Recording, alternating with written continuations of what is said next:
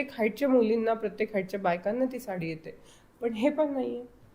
खूप वेळेस असं होतं की मी म्हणजे क्लायंट म्हणतात, मी ही 15,000ची पैठणी आणली आहे, मी ही 25,000ची पैठणी आणली आहे, आणि लिटरली त्याच्यात 2 मिऱ्या पण नाही आहेत. जेव्हा मी मोजायला लावते, मॅम तुम्ही ॲटलिस्ट चेक करून घ्यायला पाहिजे, तर ती 5 मीटर 5.25 मीटर साडी निघते. मग इतके पैसे जर देतो आहे समोरचा व्यक्ती, तर मग बनवणाऱ्यांनी पण चांगली साडी बनवली पाहिजे ना. पैठणी पर्टिक्युलर नाव मी का घेतलं माहिती आहे गाईज? कारण मी संभाजीनगरमध्ये राहते आणि ही प्राऊडची गोष्ट आहे की आमची पैठणी पूर्ण जगात प्रसिद्ध आहे. जगात.